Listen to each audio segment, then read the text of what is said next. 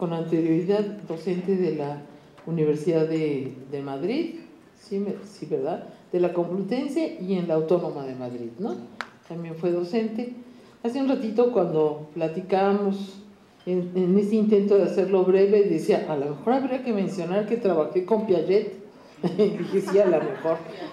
Sí, pero claro que le cuesta trabajo, porque uno dice, claro que es muy importante su trabajo con Piaget, pero también es muy importante decir que ha tenido un trabajo en la Universidad de Berkeley, que ha trabajado también en el MIT, en el tecnológico, en la Universidad de Harvard, sí, porque todos esos son puntos de referencia en términos de cognición, digamos, de este tema, que parece ser el tema central del doctor Del Val.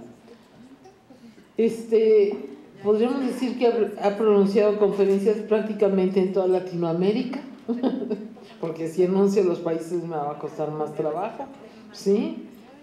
Que ha ocupado un sinnúmero de cargos en el campo de la educación, y solo nos resalta alguno: como asesor del ministro de Educación para temas de investigación, innovación educativa y formación de profesores, que fue director del Centro Nacional de Investigación y Documentación Educativa, que fue director del Servicio de Publicaciones del Ministerio de Educación y Ciencia, que es representante del Ministerio de Educación en la Comisión de Nuevas Tecnologías de la Comunidad Europea, que ha sido representante español en diversas reuniones internacionales de la UNESCO, de la OECD, igual que del Consejo de Europa. Es miembro de varias sociedades científicas y del Consejo de Redacción o del Consejo Asesor de Revistas de Psicología y Educación Españolas y de otros países, que es evaluador de proyectos de investigación en España y otros países. Y si me fuera su obra, la tendría que citar. Y en una síntesis trae citadas como 15 obras. Entonces, lo que vamos a hacer es seguramente subir su presentación con esta síntesis curricular a la página, pero quiero decirles que para nosotros es un gusto tener a una persona que sin lugar a dudas ha estado en esta discusión sobre cuestiones de conocimiento, que está hoy haciendo un trabajo importante en el ámbito de las competencias, que conoce bien el ámbito de la formación de docentes y que sabe que estamos pasando por un proceso de angustia, como suele suceder en todas estas fases de cambio, ¿no? Con todas las expresiones que esto tiene. Él, por lo menos en estos días, sé que estuvo en la reunión de Sinaloa, estuvo en la reunión de Veracruz y ahora está con nosotros, o sea que lo ha oído un buen número de colegas de las escuelas normales. Muchísimas gracias por estar con nosotros.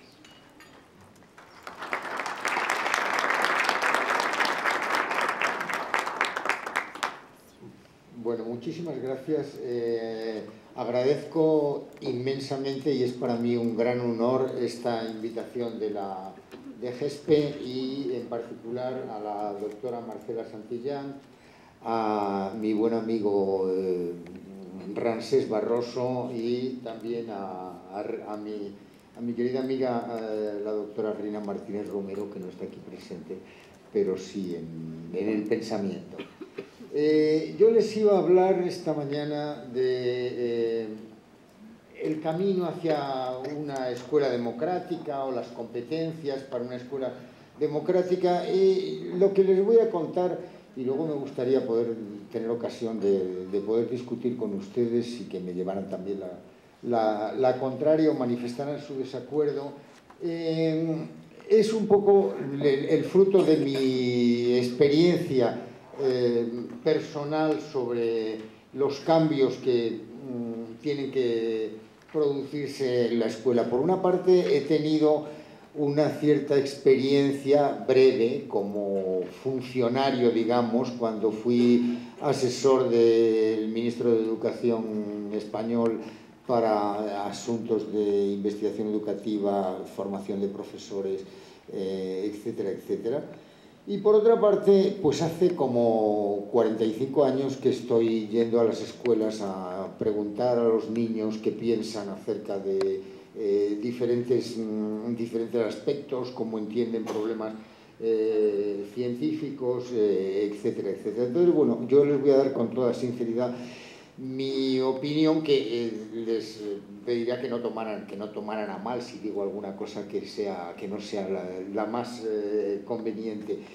Yo creo que el problema que tenemos planteado hoy es que se han producido enormes cambios sociales en nuestras sociedades y nos tenemos que plantear cuál es el camino que debemos seguir para proporcionar una educación que prepare para vivir en una sociedad democrática, libre e igualitaria. Estamos procurando tener sociedades más democráticas. La democracia no es un Estado, sino que es un camino por el cual se transita para intentar conseguir un mayor grado de democracia. Y un cambio profundo que se ha producido es proporcionar educación para todos. Eso era algo que antes no existía, aunque existiera sobre el papel, pero no existía en la práctica. Hoy casi todos los países se encaminan hacia proporcionar educación para todos y además durante un periodo muy largo, cada vez más largo. Pero al mismo tiempo nos encontramos con que tenemos unos alumnos que cada vez son más heterogéneos.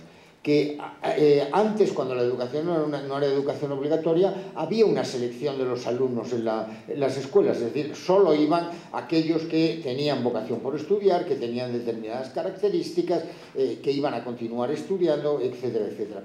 Ahora tenemos escolarizados a todos los niños y en España, por ejemplo, pues tenemos niños de una infinidad de países, muchos de los cuales, inmigrantes, muchos de los cuales llegan sin conocer el idioma, como podría suceder aquí con niños que provienen de comunidades indígenas y que lo primero que tienen que hacer pues, es aprender el castellano. Pero al mismo tiempo se produce un aumento gigantesco de la información. Si podíamos decir antes que la escuela tenía entre sus misiones transmitir información y formar valores, transmitir valores, hoy hay otros vehículos que transmiten todo esto y, por ejemplo, los medios de comunicación, que son especialmente importantes, ¿no? Yo creo que los medios de comunicación tienen una influencia muy grande que la escuela no debe minimizar, ¿no? Entonces, creo que en esta situación de cambios sociales que se han producido, nos tenemos que plantear seriamente cuál es la finalidad de la escuela, qué pretendemos en ella, es decir, para qué estamos educando, cuáles son las metas que se pretenden conseguir, cuál es el tipo de ciudadano que pretendemos formar para la sociedad del futuro y cuál es el sentido de lo que se enseña actualmente. Y yo indicaría que la felicidad debería ser, aunque parezca un poco fuera de contexto en los programas, si hablamos de programas escolares, pero que la felicidad, como señalaba Aristóteles, debería ser el objetivo de la vida y por tanto debería ser también el objetivo de la escuela. Me parece que tenemos que definir lo que es la felicidad, que es algo bastante difícil, porque para diferentes personas serían cosas distintas, pero podríamos dar una definición mínima y formalista diciendo que ser feliz es encontrar un equilibrio entre nuestras expectativas y la realidad, pero no solo entre nuestras expectativas egoístas, individuales, sino con las de toda la humanidad. Y en ese sentido tenemos que ser universalistas, siguiendo el camino que mostró Kant, al actuar de tal manera que nuestra conducta se pueda convertir en una norma universal. Y entonces por ello creo que no debemos olvidar la frase de Terencio que dice: soy un ser humano y nada humano me es ajeno. Y les decía que los medios de comunicación son importantes y tenemos que tenerlos en cuenta porque es un competidor fuertísimo de la escuela y la escuela no debería ignorarlo, porque ignorándolo lo que hace es darle más poder todavía. por una parte, maneja ingentes cantidades de dinero, está muy vinculada con el poder político, transmite la información de una manera mucho más atractiva que la escuela. Es decir, si nosotros les pedimos a los niños que escojan entre estar viendo televisión o ir a la escuela, es muy probable que una buena parte de ellos nos contesten que prefieren estar viendo televisión. Tiene una flexibilidad y una capacidad de modificación para adaptarse a nuevas circunstancias de acuerdo con las demandas de la audiencia gigantesca, que desgraciadamente no tienen las escuelas, ¿no? Y entonces crea y difunde valores que son muy contrarios a los que trata de difundir la escuela, y creo que esto es una cosa que también tenemos que tener en cuenta. No promueve la actividad, sino más bien la pasividad, es decir, se asiste a lo que allí está sucediendo, pero no se participa. No favorece el pensamiento racional, es una sucesión de, la televisión en particular, es una sucesión de imágenes que no dejan un gran espacio para la reflexión.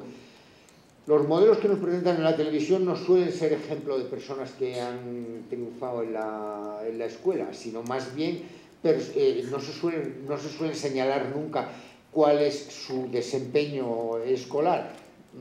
Por ejemplo, son cantantes, deportistas, etcétera, etcétera, gente que ha tenido un triunfo aparentemente muy rápido y no a través de largos años de estudio. O sea, que aunque las personas tengan que trabajar muy duro y hayan estado estudiando, ese no suele ser un aspecto que se señala en los programas televisivos. Y lo que se propone en cambio son valores como el triunfo rápido o la fama.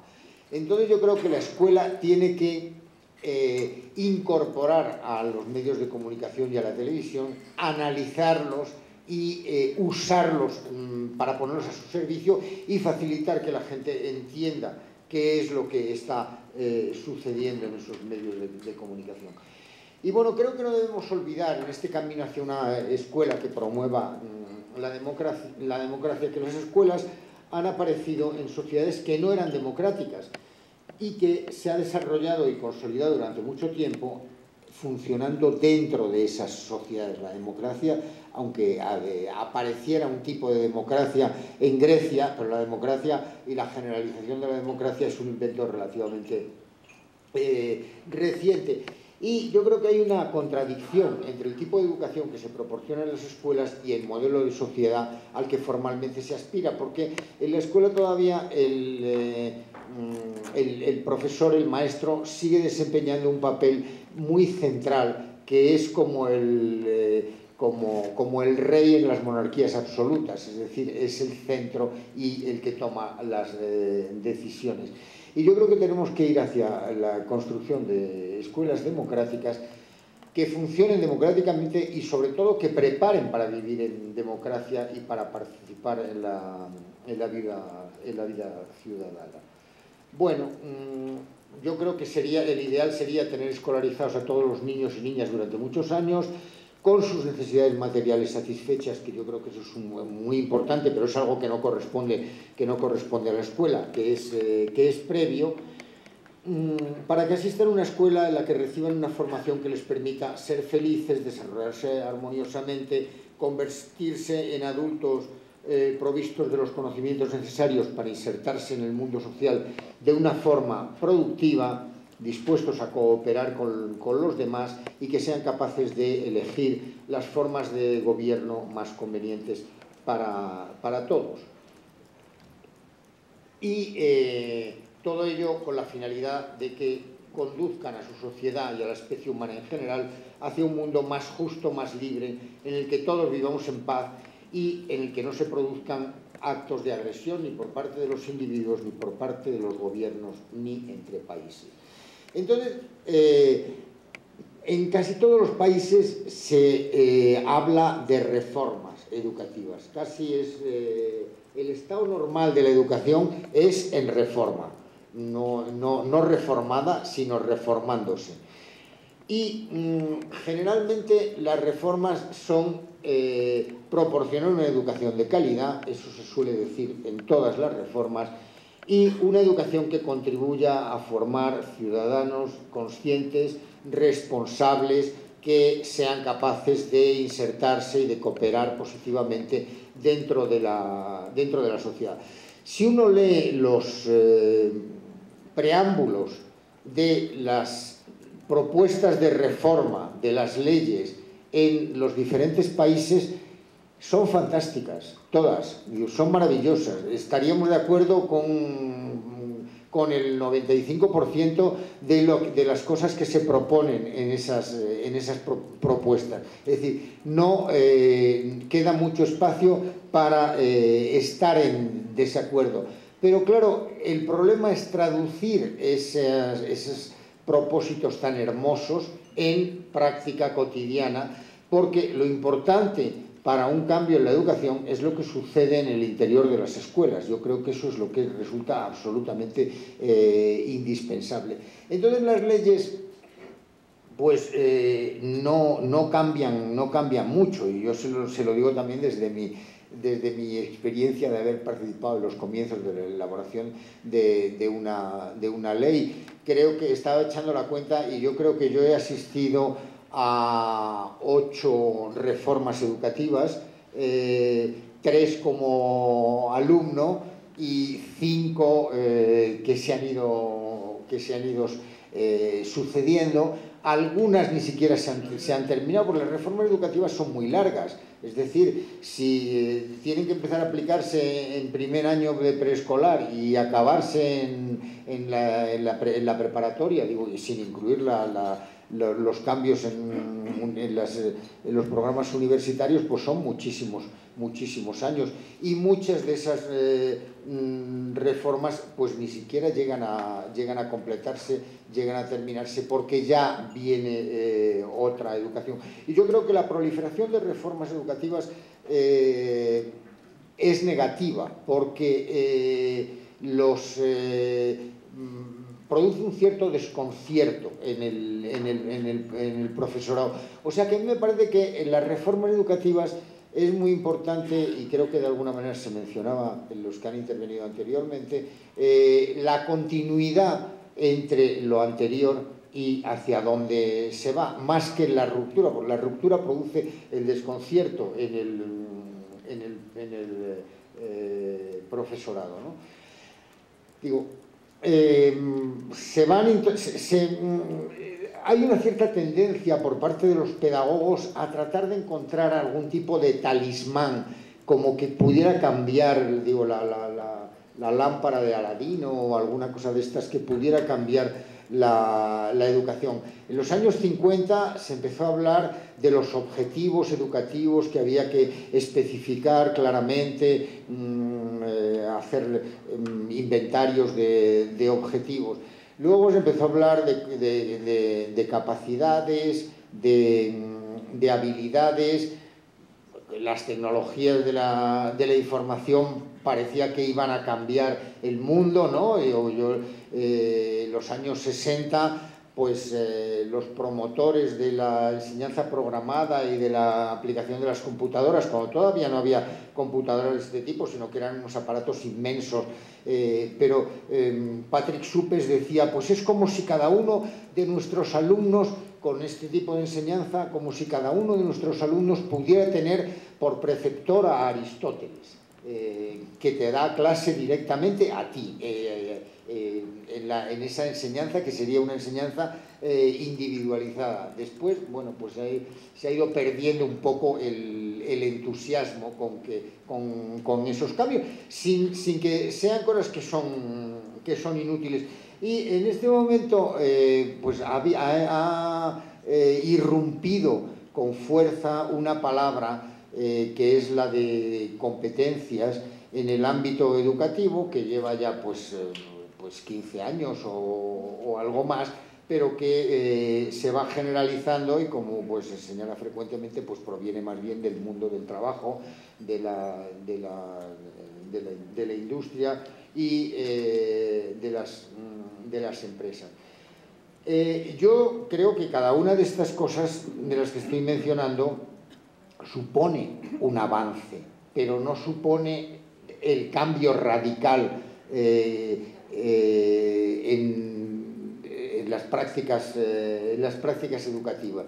Yo creo que la idea de competencia tiene un elemento interesante y que señalan los defensores de las competencias, y es que el conocimiento que se ha proporcionado en la escuela durante mucho tiempo es un conocimiento puramente teórico que no te sirve para la práctica cotidiana, que te sirve para resolver problemas en la escuela, pero que no te sirve para resolver problemas en la vida. Entonces, es un conocimiento teórico que es un saber, pero no un saber hacer.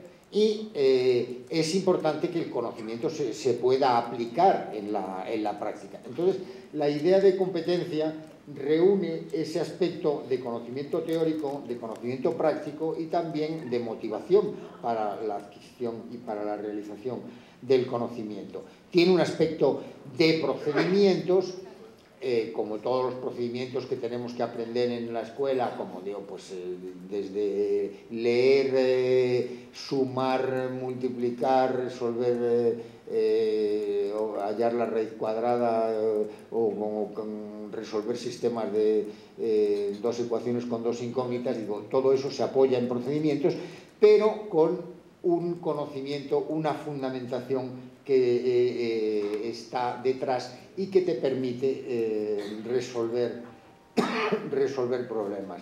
Bueno, hay múltiples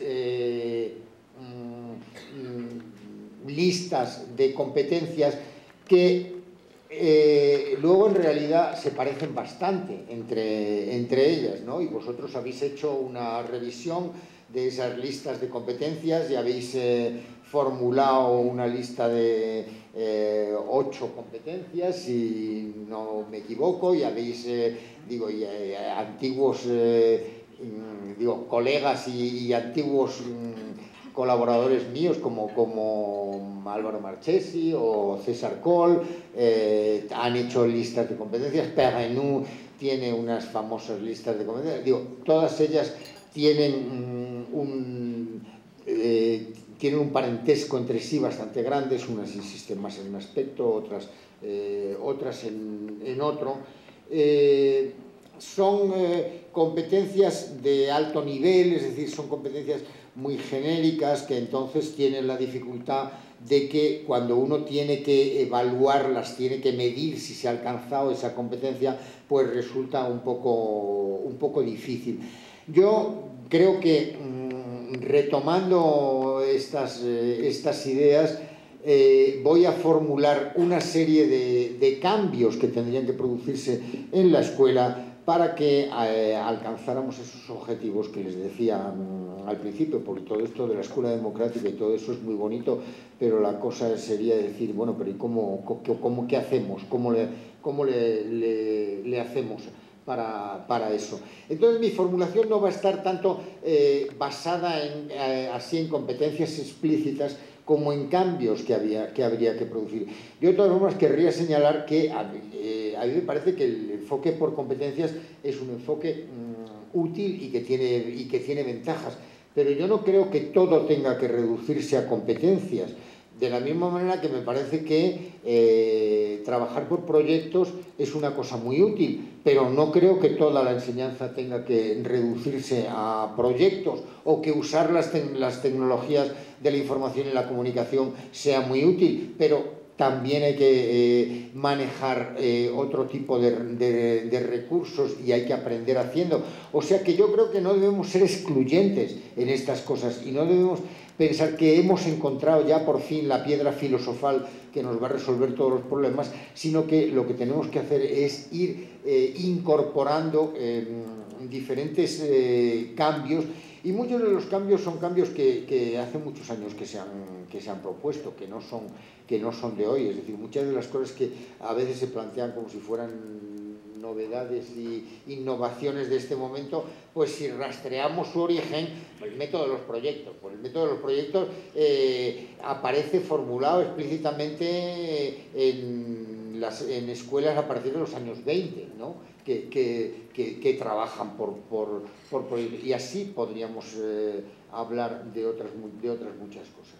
Bueno, yo en varios lugares me he referido a lo que voy a exponer ahora, permito recordarlo aquí, en este libro La escuela posible, o Hacia una escuela ciudadana, que es del año 2006, y en libros anteriores como Los fines de la educación, Aprender en la vida, y en la escuela incluso un libro más antiguito que se llamaba Crecer y pensar, que aquí en México se difundió bastante en un determinado momento, que ya es un libro del año 83, y creo que, bueno, pues allí ya hay algunas de estas ideas. Yo entonces querría organizar la presentación de estos cambios en torno a tres ejes. Uno, cambiar la organización social de la escuela y modificar las relaciones sociales dentro de ella. Dos, o B, cambiar igualmente los contenidos que se enseñan, pero sobre todo la manera de enseñar esos contenidos. Y C, cambiar la vinculación de la escuela con el entorno en el que se encuentra, es decir, las relaciones de la escuela con la sociedad. Y entonces, en torno a esto voy a extenderme un poquito más. Con respecto a la organización social de la escuela, que me parece un aspecto fundamental, yo creo que tenemos que conseguir escuelas en las cuales los alumnos tengan un papel participativo. Como les decía, el modelo que hemos tenido de escuela era el modelo de la monarquía absoluta del rey Sol, con el maestro diciendo qué es lo que hay que hacer y los alumnos como súbditos que ejecutan las propuestas. Es decir, con relaciones que pasan mucho a través del profesor y sin que se favorezcan las relaciones horizontales entre los alumnos, incluso las relaciones de los alumnos hacia el profesor, es más el profesor hacia los alumnos.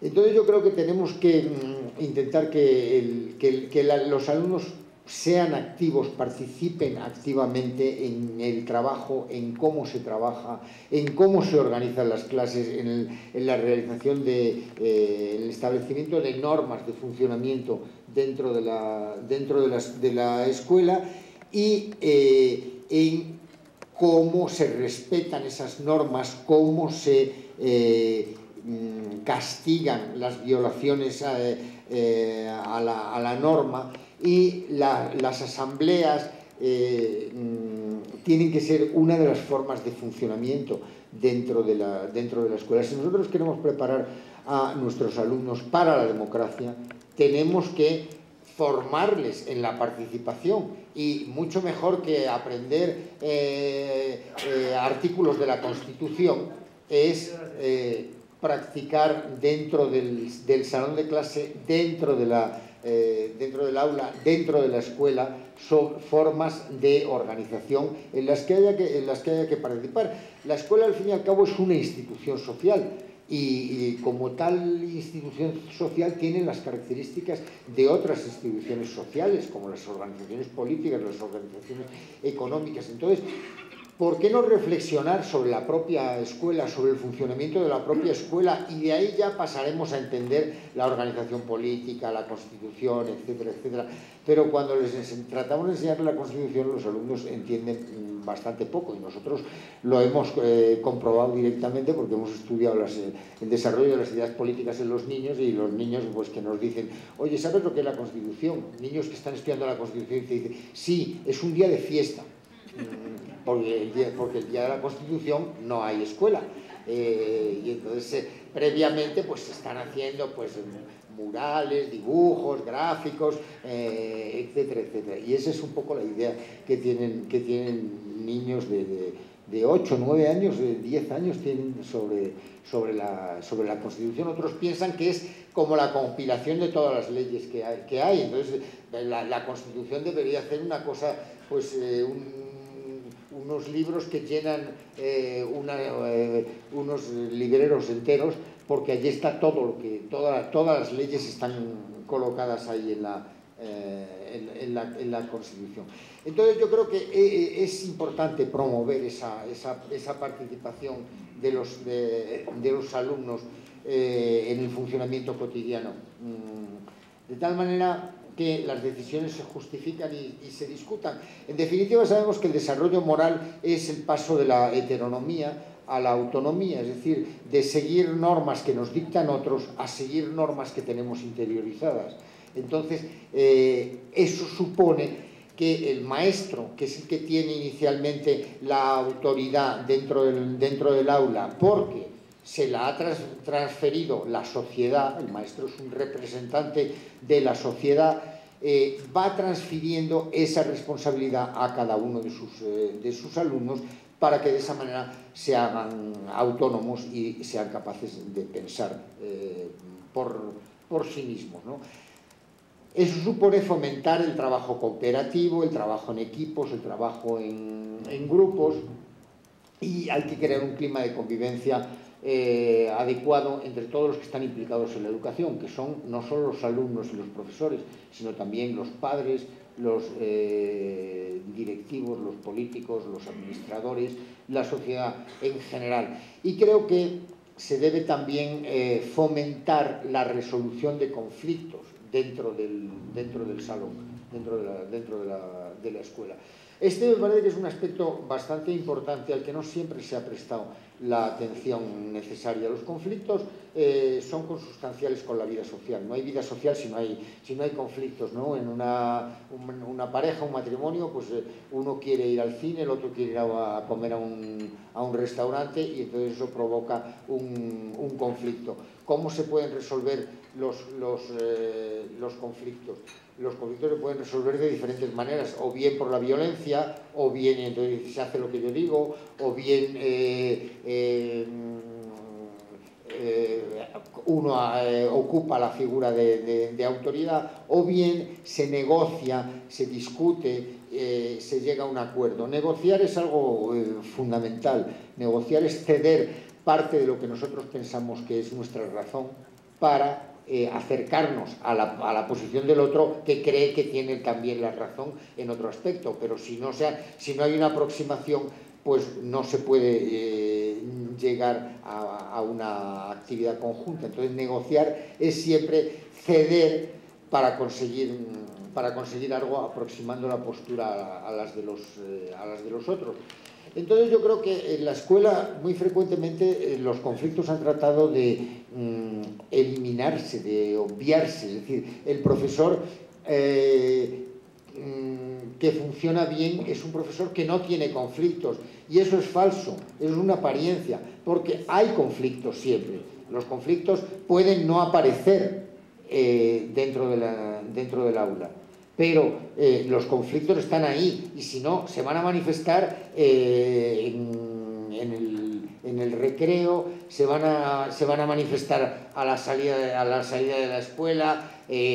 Los alumnos le rayan el auto al profesor, o le pinchan la rueda, o se quitan el sándwich entre ellos, el uno al otro, en fin, ese tipo de cosas que son, o hay unos que maltratan, el bullying, que maltratan sistemáticamente a otros, etcétera, etcétera. Esos conflictos están ahí. Entonces yo creo que hay que coger el toro por los cuernos y abordar los conflictos directamente. Es decir, en la clase, cuando hay un conflicto, el profesor debe hacer participar a los otros alumnos en la resolución del conflicto, decirles qué piensan, cómo se puede resolver, que ellos participen, que haya un grupo, por ejemplo, que rotatoriamente desempeña la función de juez de un tribunal, que son ellos los que juzgan, que escuchan a los contendientes, digamos, a los litigantes, les escuchan y luego al final proponen una solución. Yo creo que eso es muy importante para el fomento de la vida democrática. Sabemos a través de trabajos pues ya antiquísimos, los trabajos de Kurt Lewin en los años 30, que hay tres tipos de grupos: los grupos anómicos, los grupos democráticos y los grupos autoritarios, ¿no? El grupo anómico es aquel grupo que no tiene norma, en el que cada cual hace lo que se le viene en gana, y son grupos que funcionan muy mal, que son muy desorganizados. Los grupos autoritarios son aquellos de los cuales hay un líder que dice qué es lo que hay que hacer, y que está imponiendo y que está dirigiendo en cada momento las decisiones que hay que tomar. Y el grupo democrático es aquel en el cual todos participan de alguna manera en la toma de decisiones, en llevarlas a cabo, etcétera, etcétera. Se sabe que los grupos autoritarios, en el momento en que no está la autoridad, son un desastre también, porque se convierten en grupos anómicos, ¿no? Y hay una serie de, el señor, libros y películas como El Señor de las Moscas, por ejemplo, ¿no? El que muestran que bueno, pues cuando la autoridad desaparece, pues las peores conductas se pueden producir. Yo creo que entonces tenemos que fomentar ese funcionamiento democrático, y que los alumnos aprendan a negociar, ¿no? Yo creo que algo que tenemos que tener muy presente también en el funcionamiento de la escuela y de la vida social es intentar formar en la responsabilidad a nuestros alumnos, y yo creo que eso se ha abandonado extraordinariamente. Si reflexionan ustedes sobre ello, hace 50, 60, 80 años, un chico de 14 o 15 años empezaba a asumir responsabilidades de adulto, es decir, muchas veces se tenía que poner a trabajar, incluso antes fundaba una familia cuando tenían apenas 15, 16, 17 años, y entonces tenían que tomar responsabilidades directamente, ¿no? Ser responsable es tener que asumir tareas que le afectan no solo a uno mismo, sino también a los otros, y entonces hay que hacerse cargo de las consecuencias de haber adoptado una determinada decisión. Y yo creo que en este momento nosotros protegemos a nuestros alumnos, a los hijos en las familias, de tal manera que el periodo de adolescencia y de juventud se está prolongando extraordinariamente. Antes los estudios de juventud terminaban a los 22, 25 años.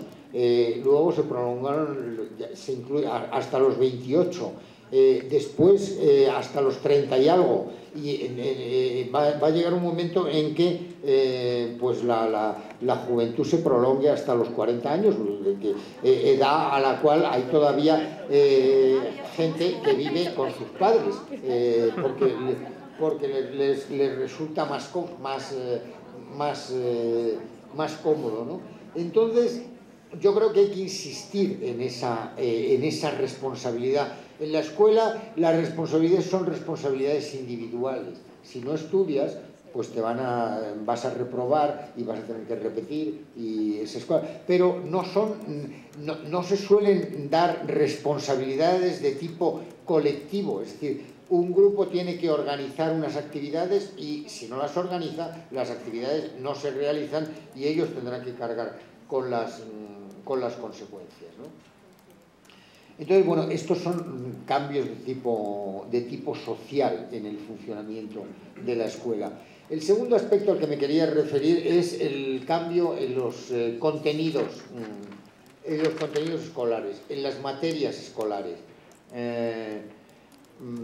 pero sobre todo en cómo se tratan los contenidos escolares en el interior de la escuela.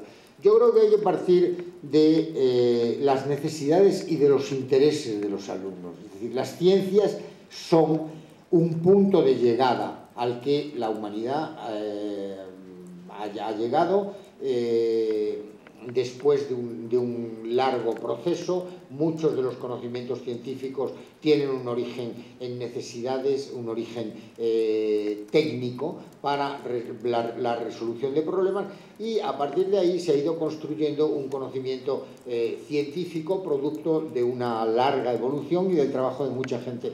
Nosotros, el conocimiento científico entonces es un conocimiento que sirve para resolver problemas, pero en la escuela lo que hacemos frecuentemente es que nosotros damos las soluciones sin plantear los problemas.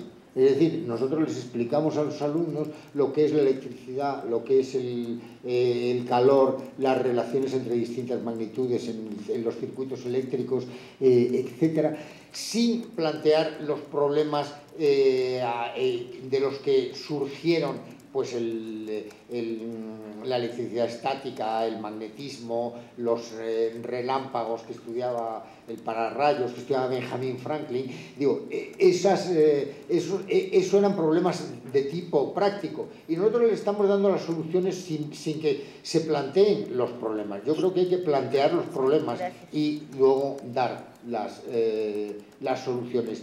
Y los alumnos, como señalan pues todos los autores, yo creo que está completamente claro en la obra de Piaget, está perfectamente claro, y así lo señala explícitamente Vygotsky. Los alumnos no llegan a la escuela con la cabeza vacía, sino que los alumnos llegan a la escuela con una serie de conocimientos que nosotros podemos considerar que son erróneos, pero los tienen, y entonces van a construir sus ideas a partir de esos conocimientos. Creo que tenemos que tener en cuenta entonces cuáles son esos conocimientos, ¿no? Y trabajar a partir de esos conocimientos.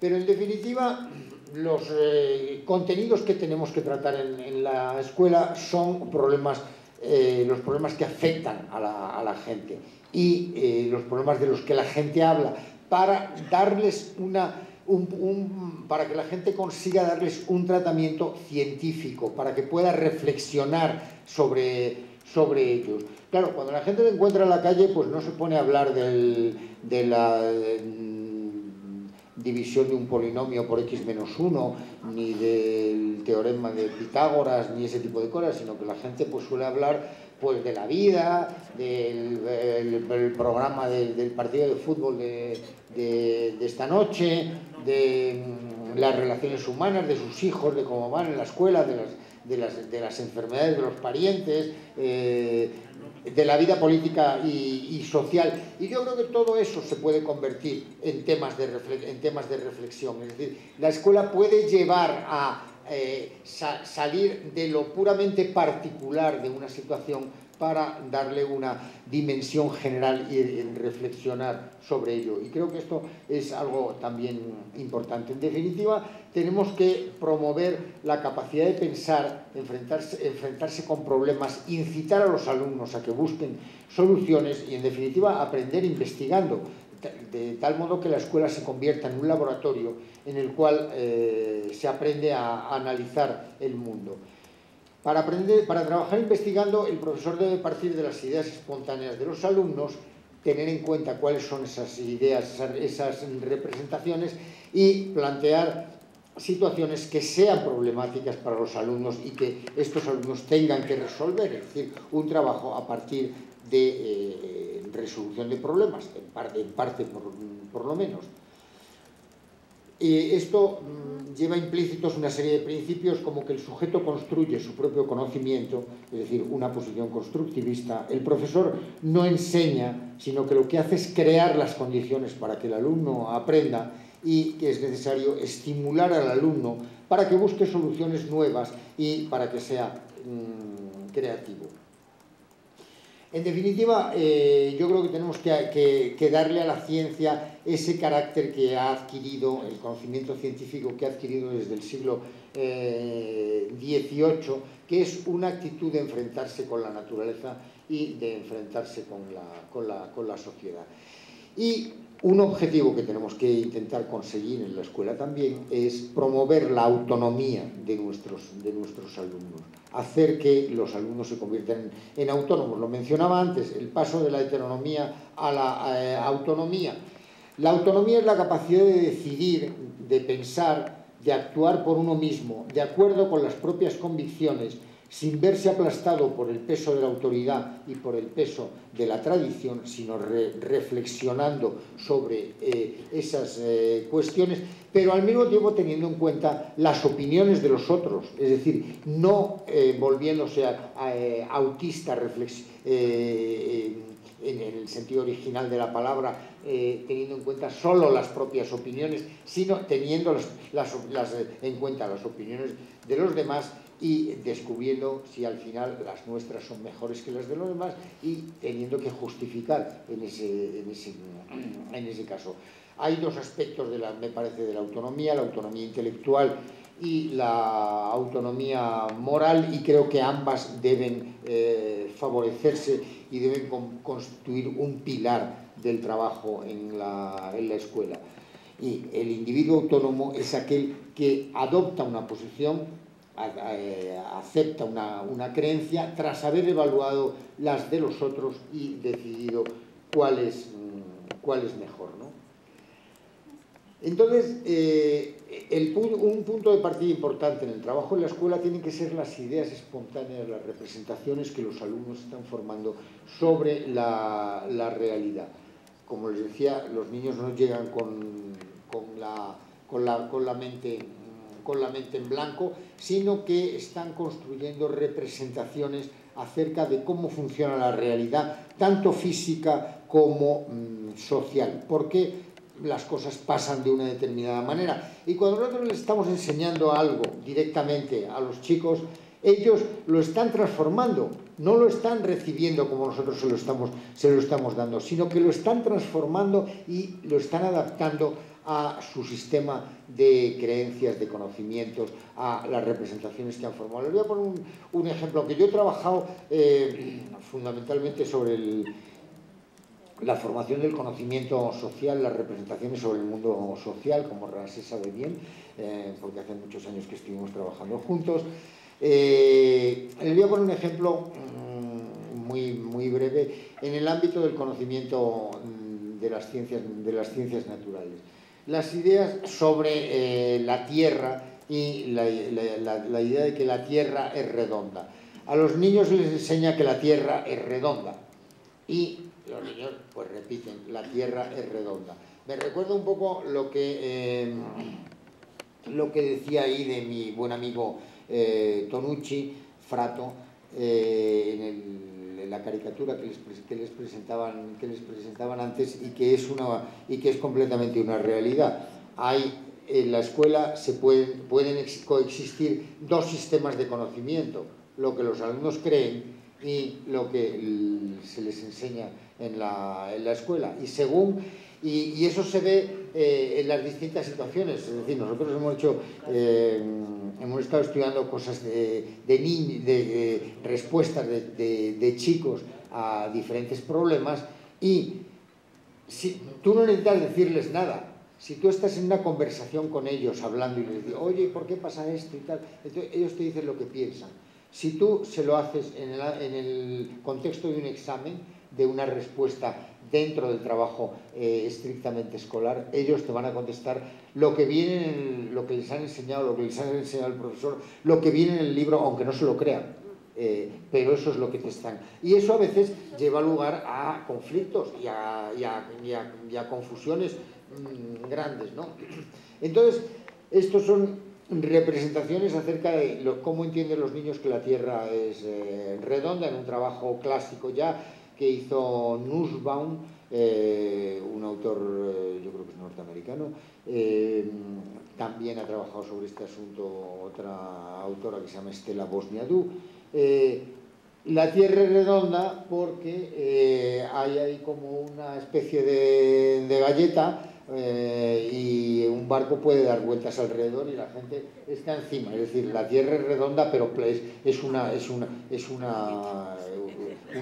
plana como una tortilla, ¿no? Una cosa así un poquito más gorda, y está sobre el mar.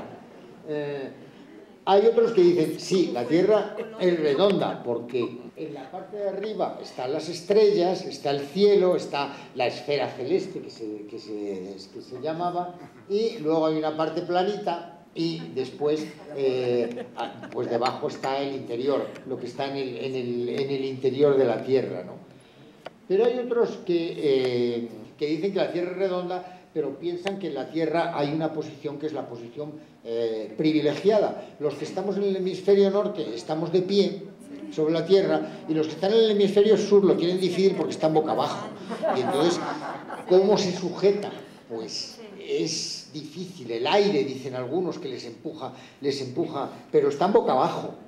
Porque nosotros estamos boca arriba, ellos están boca abajo. Entonces, si nosotros ponemos una botella en la parte de arriba de la Tierra, pues entonces el líquido de la botella se queda ahí, pero si lo ponemos en la parte de abajo, en las antípodas, y abrimos el tapón, el líquido que tiene la botella, pues se sale. Se tiene que salir para afuera, ¿no? Y esto son representaciones que han hecho chicos de diferentes edades, y claro, si hay esas creencias, si existen estas representaciones, no van a estar entendiendo la idea de que la Tierra es redonda, y de que la Tierra gira alrededor del Sol, y de que la Tierra flota en el espacio, porque hay que adquirir una serie de conocimientos que son contrarios a nuestra experiencia cotidiana. Nosotros sabemos que si dejamos una cosa caer, la soltamos, cae hacia abajo. La Tierra entonces no podría estar flotando, tendría que caerse también hacia algún sitio. Hay que pensar entonces que hay otros principios que gobiernan el funcionamiento de los cuerpos celestes, que es distinto del funcionamiento de los objetos en la Tierra. En definitiva, encontramos todo este tipo de concepciones acerca de la Tierra, desde los que la consideran que es una esfera y que estamos atraídos por la fuerza de la gravedad, etcétera, etcétera, que es la que nos mantiene sobre el suelo, y que no hay una dirección privilegiada, no están los que están arriba y los que están abajo, sino que todos estamos igualmente distribuidos sobre la superficie de la Tierra, hasta los que piensan que la Tierra era, es como lo que decíamos antes, una tortilla, y entonces, bueno, que es lo que pensaban los antiguos, ¿no? Que había un sitio a partir del cual pues llegabas a los lugares ignotos, y había abismos, y te caías llegabas al borde y ya te caías, etcétera, etcétera, ¿no? Entonces, yo creo que en el trabajo, de hecho, con los contenidos escolares, hay que partir de problemas. No hay que partir de conocimientos puramente científicos, sino que hay que partir de problemas. Y bueno, antes se decía, todos nuestros alumnos han jugado, aquí uno es la luna y el otro es el sol y el otro es la tierra, y que van dando vueltas, pero yo no sé si eso sirve, el hacer esos juegos o esa especie de teatro por sí solo sirve de mucho. Yo creo que hay que utilizar otro tipo de experiencias que te pongan en contacto directo con el problema. Yo les querría, ¿cómo vamos de tiempo? Yo les querría comentar brevemente un trabajo que estamos realizando actualmente, un poco en esta línea, sobre el desarrollo sustentable. Como saben, bueno, pues cada día hay noticias en los periódicos, anuncios, recibimos cientos de mensajes sobre el desarrollo sustentable, o los peligros para el desarrollo sustentable. ¿Cómo entienden los niños esta información? Entender la idea de desarrollo sustentable es comprender problemas de la sociedad actual, de la organización política, desequilibrios de la vida sobre el planeta. Y entonces nosotros realizamos un estudio, uno de mis alumnos hizo su tesis doctoral sobre las ideas que tienen los niños acerca del desarrollo sustentable, y entendimos un poco cuál era el progreso en las ideas sobre asuntos tales como la energía, la basura, los desechos, el agua, la calidad del aire, etcétera, etcétera, etcétera. Me parece que es un problema especialmente interesante porque es un problema que reúne cuestiones de tipo social y natural, es decir, que combina, hay una serie de aspectos físicos, químicos, biológicos en los problemas referentes al desarrollo sustentable, y hay una serie de problemas económicos, políticos en torno al desarrollo sustentable. En diferentes estados se plantea como una asignatura estatal, como una asignatura que podrían cursar los alumnos en primero de secundaria, ¿no? Y hay una serie de propuestas sobre cómo habría que tratar esa asignatura. A mí me parece que hay en esas propuestas una limitación, y es que frecuentemente siguen partiendo de problemas teóricos. Entender cuál es el problema del equilibrio en la naturaleza, entender la interacción entre diferentes tipos de procesos, es decir, entender una serie de conceptos acerca del desarrollo sustentable, cuando yo creo que en el trabajo en la escuela hay que partir de la experiencia, hay que partir de la actividad del sujeto, ¿no? Nosotros estamos haciendo una propuesta que se organiza en 5 bloques, y nuestro punto de partida es analizar los residuos de las cosas, analizar la basura. Esa es una experiencia de cada uno, de cada chico, ¿no? Uno utiliza algo y te quedan unos desechos. Los desechos pueden ser restos de un lápiz, de una hoja de papel, de un chicle que te comiste, de un bocadillo, de la lata de refresco o de lo que sea. ¿Qué pasa? ¿Cuál es el futuro de esos desechos? Entonces vamos a comenzar experimentando en la escuela con esos desechos. El primer día de la materia vamos a recoger diferentes tipos de desechos: una botella de vidrio, una lata de refresco, unos restos de comida, de un sándwich, unos huesos de pollo o lo que sea, unos trozos de papel, diferentes objetos que desechamos. Los vamos a enterrar, los enterramos y los vamos a dejar durante un tiempo, durante un mes. Al cabo de un mes, por ejemplo, vamos a ver qué es lo que ha pasado con ellos. Porque lo que nosotros hemos encontrado es que los chicos piensan que, los chicos de 8, 9, 10 años, piensan que los desechos se descomponen, y se descomponen rápidamente. Es decir, una lata de refresco se disuelve al cabo de poco tiempo. Y nos dicen, sin embargo, los expertos, que una bolsa de plástico puede tardar 500 años en descomponerse. Entonces, eso está en contra de esas creencias que tienen los chicos. Entonces, enterramos nuestros desechos, los miramos al cabo de un mes, volvemos otra vez al final del curso, y nos damos cuenta de que algunos de esos desechos se han descompuesto, pero otros, pues a lo mejor los restos de comida se los han comido las hormigas, o se han deshecho por efecto de las lluvias, etcétera, etcétera. Y la botella de vidrio pues está tan pancha como el primer día, tan alegre, y la lata de refresco, pues a lo mejor se le estropea un poquito la pintura, pero vamos, la lata, deshacerse, no se ha deshecho. Eso hay que experimentar. Entonces, trabajamos a partir de ahí. A partir de ahí, pesamos los desechos. ¿Cuántos desechos producimos en la escuela? ¿Cuántos desechos se producen en la casa?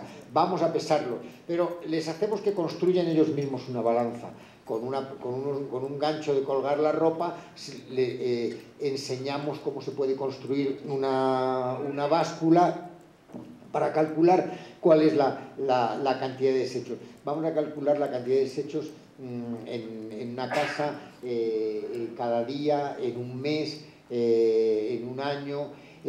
Vamos a multiplicar por el número de personas que viven en esa ciudad. Es decir, un trabajo activo ahí. Y lo mismo en otras cuestiones, como por ejemplo la generación de electricidad. Vamos a proponer la construcción de un aerogenerador con los restos de un ventilador viejo.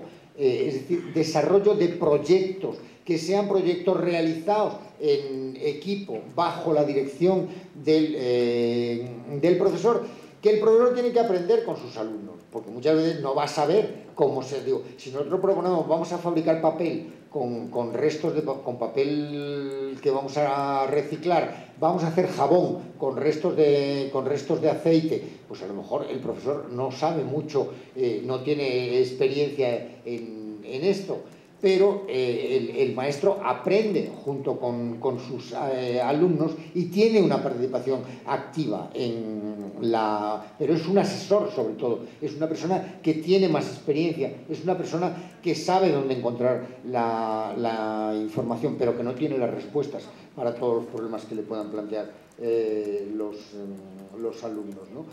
Entonces, bueno, pues esta es la propuesta que yo creo que es como se debería trabajar en la escuela. No solo he puesto este ejemplo, pero habría que trabajar de este modo sobre otras muchas materias, ¿no?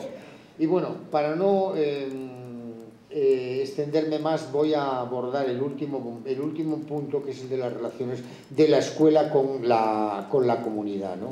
La escuela ha tendido a ser un sitio aislado de la comunidad, que tenía como una de sus funciones guardar a los niños.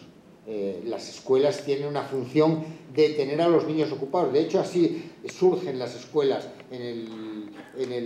la generalización de las escuelas en el siglo XVIII en Inglaterra, pues son muchas de ellas escuelas dominicales. Los niños trabajaban en fábricas, en minas, y los domingos no trabajaban. Entonces, ¿qué pasaba? Pues para que esos niños no organizaran alborotos, no rompieran vidrios, no estuvieran por la calle en bandas, se instauraron las escuelas dominicales, donde les enseñaban a leer la Biblia, pero no les enseñaban a escribir, porque consideraban que escribir era innecesario para ellos. Entonces, la escuela tiene una función de guardar a los niños, que es una función importante, pero aparte de las funciones de transmitir conocimientos, valores, etcétera, de contribuir a su desarrollo, etcétera, etcétera, ¿no?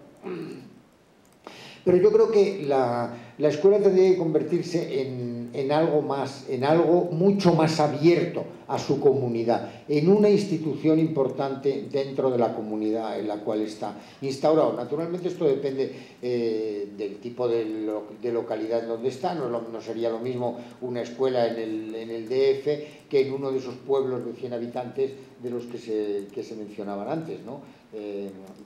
Son relaciones distintas, pero muchas veces en España, desde luego, yo creo, y supongo que en México también, y en muchísimos países europeos, las escuelas tienen unos recursos que están completamente infrautilizados. Hay escuelas que tienen muchos recursos, que tienen campos de deportes, que tienen bibliotecas, y que no los puede utilizar el resto de la comunidad. Yo creo que tenemos que conseguir que la comunidad entre en la escuela y que la escuela salga hacia la comunidad. Una de las cosas que hay que trabajar en la escuela son lo que podemos llamar problemas del entorno, los problemas auténticos, ¿no? que llamáis vosotros. Es decir, la escuela tiene que contribuir a problemas que hay planteados en una comunidad. Por ejemplo, si hay escasez de agua, si hay aguas residuales que no están tratadas, etcétera, etcétera. Esos problemas tienen que llegar a la escuela. La escuela debe trabajar sobre ellos y debe procurar encontrar soluciones y presentarlas, exponerlas públicamente, ¿no? Y hay que invitar a que vengan a la escuela distintos tipos de profesionales, es decir, que vengan a hablar de sus experiencias, gente que trabaja en diferentes ámbitos. Es decir, la escuela es un centro tiene que convertirse en un centro de cultura que irradia de la escuela hacia la sociedad y que viene de la sociedad hacia que viene también hacia la escuela. Y además la escuela tiene que convertirse también en un lugar de formación continua, es decir, de formación de adultos. Cada vez se dice más que en este momento la formación no acaba al terminar la primaria, ni al terminar la secundaria, ni al terminar la universidad, sino que tenemos que seguir aprendiendo continuamente, por lo menos determinadas cosas, ¿no? Y hay muchas cosas en las cuales nuestros alumnos son mucho mejores que nosotros, por ejemplo, en el manejo de nuevas tecnologías, ¿no? Cuando nos compramos un teléfono, un celular nuevo, le preguntamos a nuestro hijo, a nuestra hija, que nos explique cómo funciona, que nos lo programe o que nos resuelva un problema, cualquier problema. O sea que hay que los alumnos son productores de conocimiento también, y ese conocimiento es un conocimiento que puede salir hacia afuera. Yo creo que en la escuela hay que tener las escuelas deben ser también escuelas para padres, deben enseñar, deben proporcionar una información.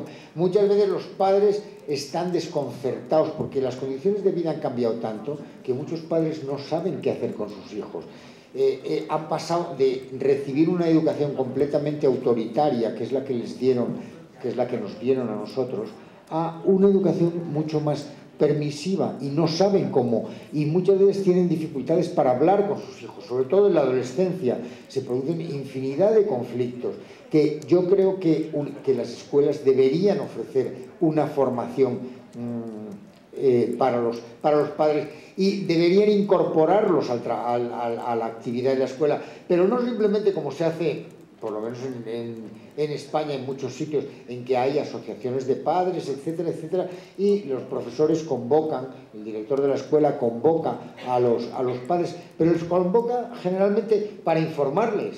Es decir, este año van a hacer esto, esto, esto y esto, y cuando les termina de informar, los padres se van, preguntan algo si acaso, y lo que necesitamos es que los padres sientan la escuela como algo suyo, es decir, aporten cosas también a la escuela. Yo creo que esa sensación de pertenencia, de que tanto para los alumnos como para los profesores, que la escuela, como para los padres, que la escuela les pertenece, que es algo suyo, ¿no?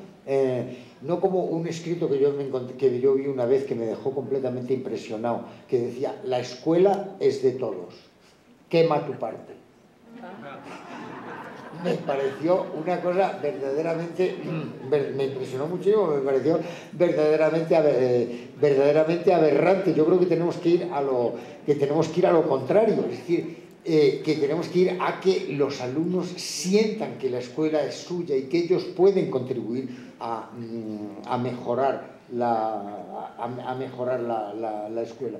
Entonces, tiene que ser la escuela un foro de discusión, un lugar de encuentro, un sitio donde se realicen talleres, donde fuera de las horas de clase se realicen en esos locales otro tipo de actividades, naturalmente dependiendo de las condiciones y de las características de cada escuela, donde hay una biblioteca que se pueda utilizar, se puedan utilizar campos de deportes en el caso de que los haya, y que los alumnos también salgan de la escuela y vayan a visitar otro tipo de centros y a realizar otro tipo de actividades.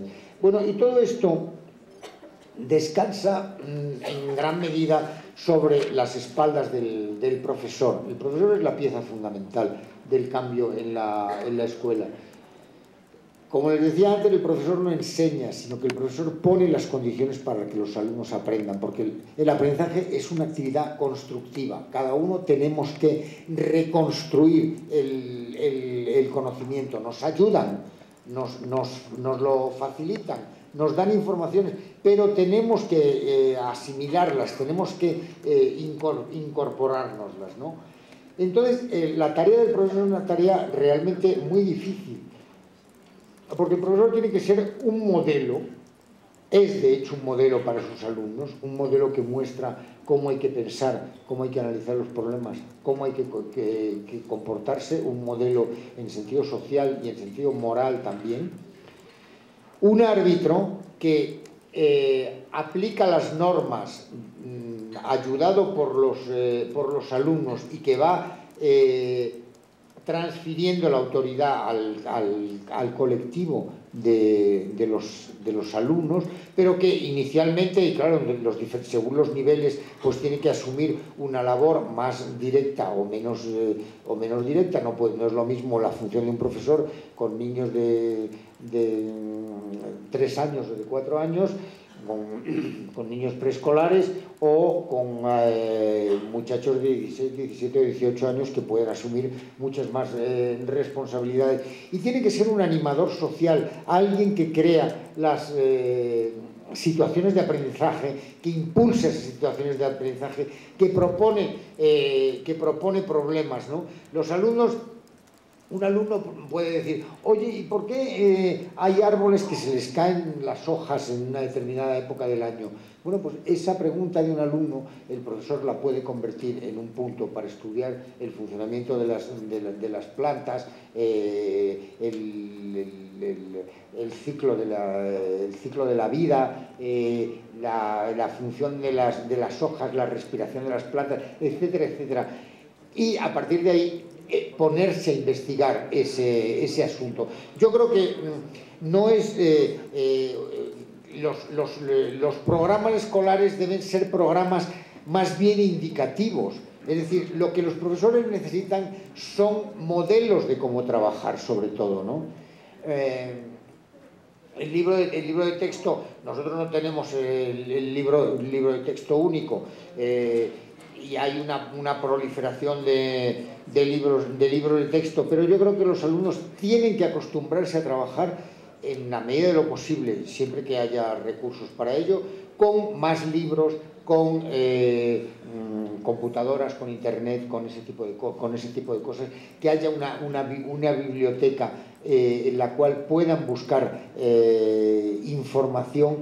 Y lo importante es cómo se trabajan los contenidos, más que agotar los programas. Es decir, no podemos agotar el conocimiento en la escuela. Lo importante es cómo trabajamos esos conocimientos, la forma de trabajar esos conocimientos. Entonces, desde ese punto de vista, los programas tienen que ser sobre todo indicativos, tienen que ser, me parece a mí, modelos acerca de cómo trabajar. Porque una persona que sabe trabajar, una persona que sabe pensar, un alumno que sabe buscar, si algo no lo ha estudiado, lo va a aprender rápidamente, porque tiene los recursos intelectuales. Mientras que en este momento, aunque se hable de que los programas y que las enseñanzas pretenden ser constructivistas, en realidad son puramente conductistas, son puramente repetitivas.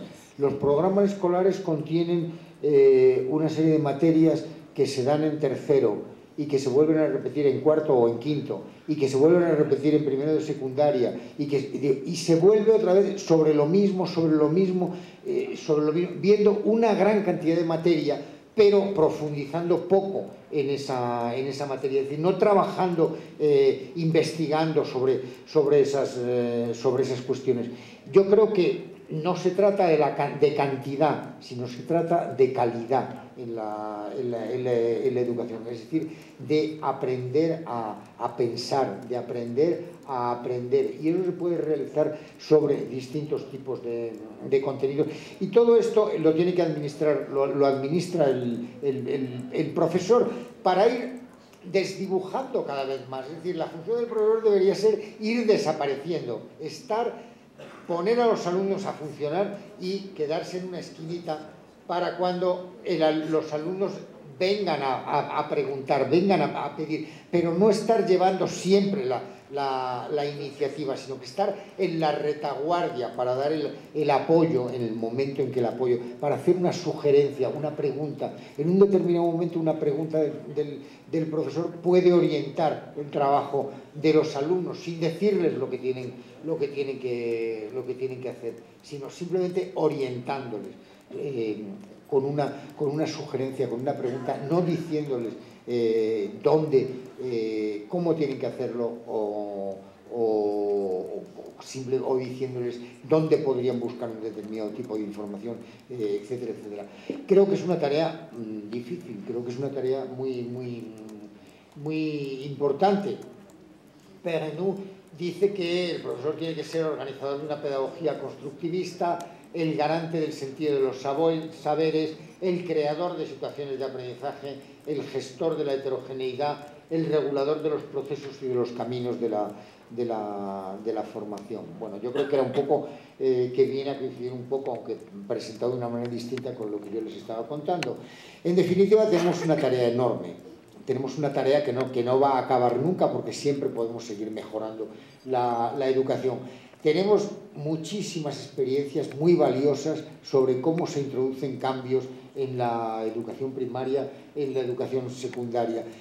Tienen que ser cambios globales, es decir, cambios que afecten simultáneamente a diferentes cosas. No se trata de cambiar la enseñanza de la historia de los romanos por la enseñanza de la prehistoria o por la enseñanza de otra cosa, sino son cambios que tienen que afectar simultáneamente a estos aspectos, a estas maneras de trabajar, además a los contenidos. Tenemos que avanzar poco a poco. Muchas veces nos sentiremos decepcionados, frustrados, porque no vamos con una velocidad suficiente. Yo creo que es una enorme tarea, pero que vale la pena que nos impliquemos todos nosotros, y ustedes están en este momento implicados en una reforma de este tipo. Entonces, muchísimas gracias por su atención. Considerando la posibilidad de esta propuesta o de esta filosofía de una escuela democrática, en donde sin duda el papel o el rol del docente es fundamental, y teniendo en cuenta este compromiso que estamos tratando de asumir, que es el compromiso de la reforma curricular en las escuelas normales, quisiera preguntarle, doctor, si tiene algún tipo de trabajo, reporte de investigación que nos pueda dar luz acerca de la oportunidad que tenemos en la práctica docente, de esa búsqueda de metodologías que propongan formas de trabajo tendientes a vivir y a desarrollar la democracia desde el aula, ¿sí? Eso me interesa mucho, porque ciertamente en los elementos que estuvimos revisando por acá aparece la oportunidad y la necesidad de modificar las relaciones sociales al interior de las escuelas, precisamente con miras a asumir estos cambios o estas reformas que a lo mejor pudieran ser vistas de una manera positiva o negativa, pero que no tienen vuelta de hoja, ¿verdad? El cambio se tiene que dar, y las reformas van hacia adelante. Pero nosotros yo en lo personal quisiera ver si hay algo de lo cual podamos fundamentar para buscar ese tipo de elementos metodológicos que nos apoyen en propuestas didácticas que eficienticen y tengan cabida ¿verdad? Para generar aprendizajes en un ambiente democrático, equitativo, etc. Gracias. Lo que yo les he contado más o menos lo he de alguna manera recogido en algunos libros anteriores que les citaba ahí. Los más recientes son estos, de la escuela posible o hacia una escuela ciudadana, pero en todos mis libros siempre me he ocupado de cómo se puede organizar una educación activa, pero la bibliografía sobre este asunto pues es inmensa, ¿no? O sea que hay muchísimas cosas y yo creo que es como deberíamos trabajar. Me parece que una de las cosas que garantizarían que una reforma realmente llegue a ser una reforma es que haya profesores que estén suficientemente preparados. Por eso me parece que la currícula de la normal es pues algo absolutamente importante, ¿no? Con esa dividida siempre entre esas dos tendencias. Hay que enseñar más contenidos. Digo, en la educación han predominado esas dos ideas. El que enseña bien es el que sabe bien una materia, ¿no? Que dicen algunos. El que sabe mucha física puede enseñar muy bien física. Y otros que dicen, lo importante es saber enseñar. Los conocimientos en la escuela primaria son relativamente elementales, pero lo que es importante es saber cómo hay que transmitirlo. Y bueno, yo creo que hay que establecer un equilibrio entre ambas cosas según el nivel.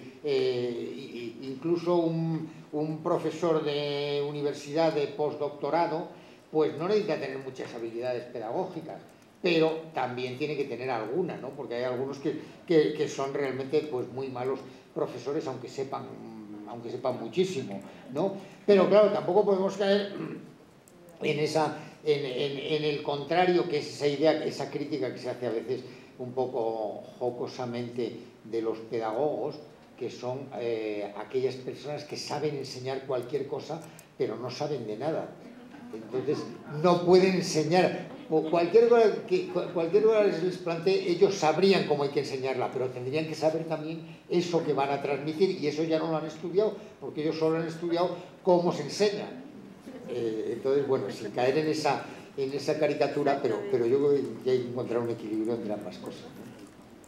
¿Qué implicaciones o riesgos están presentes o no al considerar a los contenidos escolares como implicaciones solamente de las competencias señaladas en cada uno de los niveles?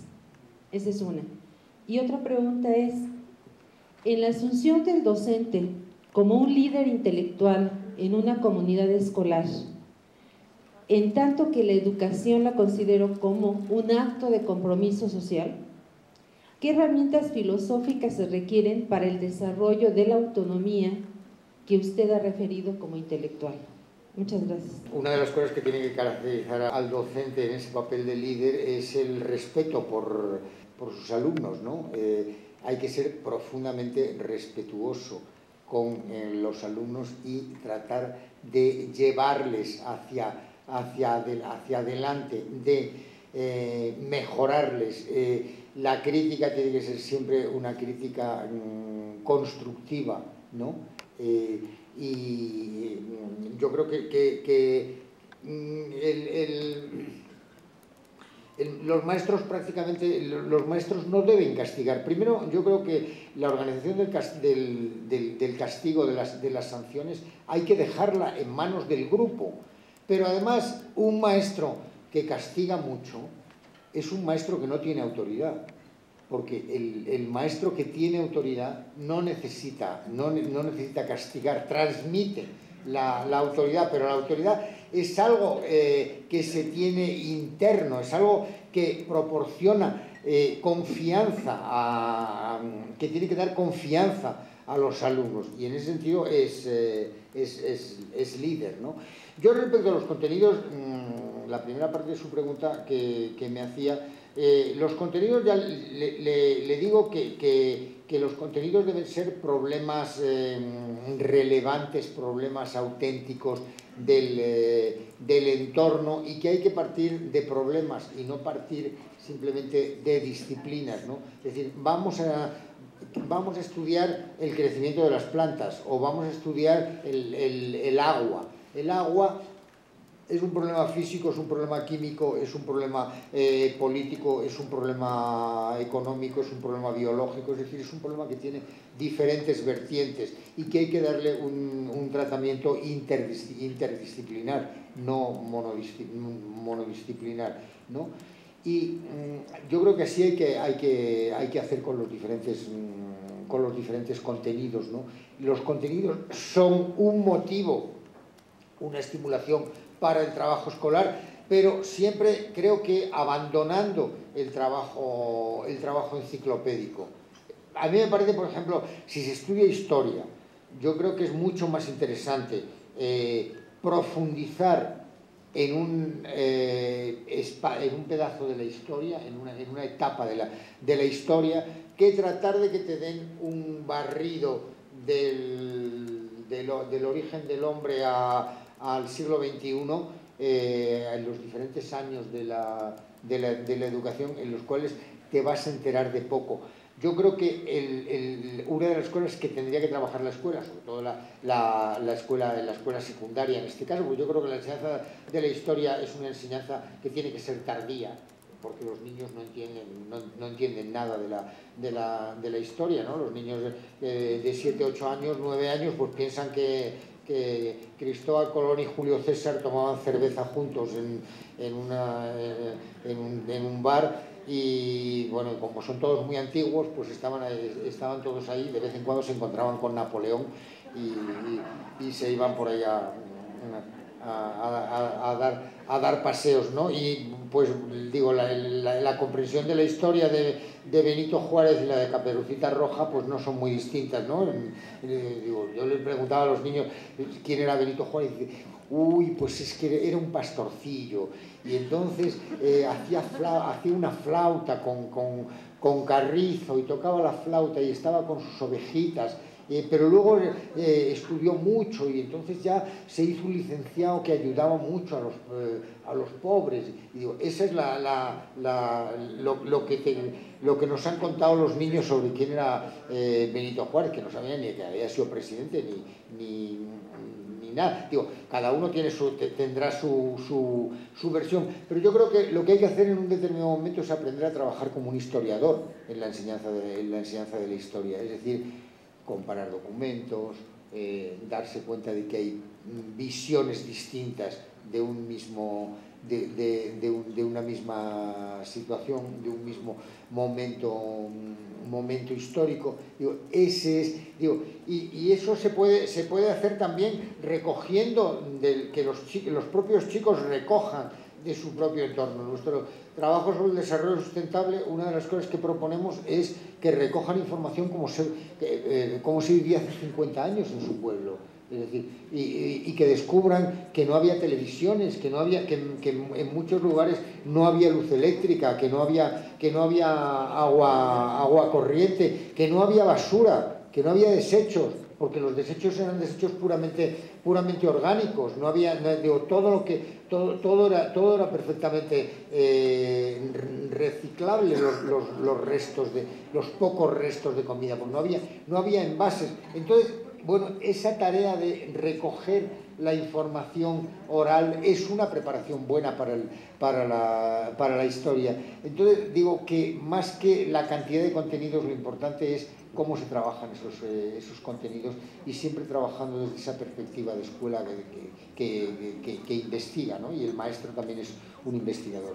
Estaba haciendo un recorrido sobre la metodología de Freinet. En lo personal me estoy enamorada de la metodología de Freinet, y ahorita hace nuevamente sus apreciaciones con las preguntas, y vuelvo a recordar, porque usted habla de formar un ciudadano con autonomía intelectual, un ciudadano con autonomía moral, un ciudadano responsable, un ciudadano asertivo, un ciudadano empático, un ciudadano, y para mí la metodología de Freinet tiene esas bondades, ¿no? Mi pregunta es, ¿qué opina al respecto? Bueno, me parece que Freinet es un gran educador y que hizo aportaciones interesantísimas. Algunas quedarían hoy un poquito obsoletas, ¿no? Digo, la imprenta en la escuela, pues los niños además colocando las letritas sobre una tira y ese tipo de cosas para luego imprimir el periódico e intercambiarlo y mandarlo por correo con intercambio. Digo, la idea de que los alumnos escriban, la idea de que produzcan textos, de que incluso produzcan periódicos, de que los intercambien con otras escuelas, me parece fantástica. Lo que pasa es que habría que utilizar otro tipo de metodologías en este momento, otro tipo de recursos de los cuales no disponía Freinet, ¿no? Pero yo creo que en el trabajo de Freinet hay infinidad de cosas que son enormemente aplicables. Yo por eso he dicho que tenemos muchísimas experiencias en las cuales aprender, ¿no? La escuela de Winnetka, el método de los proyectos, las experiencias de la escuela de Neil en Summerhill de autogestión. Hay que tomar, de todas las escuelas tenemos que tomar elementos, pero quizá Freinet era un poco directivo y en cambio Neil, la escuela de Summerhill, pues era excesivamente poco directivo y tenemos que dar un espacio para cada uno, ¿no? Pero vamos, me parece que la idea de la imprenta de la escuela y sobre todo la del intercambio, que claro, hoy por hoy es una cosa sencillísima. En el momento que las escuelas dispongan de internet, y hay muchas escuelas que disponen de internet, pues el intercambio con otra escuela para cambiar incluso experiencias sobre proyectos que se han realizado en una escuela y en otra escuela, pues es muchísimo más fácil. Quisiera hacer énfasis en un punto que me parece fundamental, relevante en este aspecto, la escuela de la felicidad. Nada más quiero hacer énfasis en este punto que es muy importante precisamente. Enseñar a primero, aprender nosotros a ser felices, precisamente de eso lo dijo Aristóteles, lo reafirma usted. Ser felices es un punto muy importante en la vida. Me gustaría que en esta escuela pudiera estar, por ejemplo, Erasmo de Rotterdam, ¿verdad? Elogio de la locura, excelente. Francisco Gabilondo, aquí mexicano, excelente también, yucateco. Mi abuelo y muchas personas más. Que no perdamos de vista este punto tan fundamental, tan importante, más allá de las metodologías, más allá de las ciencias, más allá de esto, el punto de vista del ser humano, lograr a través de cualquiera de los medios la felicidad. Me parece que importante mantenerlo en nuestro discurso cotidiano. Una de las cosas que deberíamos intentar conseguir en la escuela es que los alumnos estuvieran apasionados por ir a la escuela. Es decir, que fuera un placer. Porque claro, si en la escuela, además de estudiar materias aburridas, tú puedes hacer las cosas que estudias te interesan, es un lugar de encuentro con tus compañeros, es un centro de actividad social. Yo creo que las escuelas, por ejemplo, en las escuelas de secundaria, pues se debería fomentar que hubiera grupos de música, bandas de rock que se entrenaran allí, no en las horas de clase, pero en las tardes, en las noches, cuando la escuela... tendría que haber infinidad de actividades que naturalmente no tendría que dirigir el profesor. Es decir, hacen falta otro tipo de profesionales, otro tipo de animadores sociales o directores de orquesta, yo qué sé, en las escuelas, que complementaran esa tarea, esa tarea del profesor, de tal manera que los alumnos estuvieran apasionados por ir a la escuela y dijeran, quiero ir a la escuela, cosa que suele suceder en los pequeñitos. Es decir, los niños chicos están muy contentos en la escuela porque tienen allí sus amiguitos, etcétera, etcétera, y a medida que van creciendo la van odiando cada vez más, ¿no?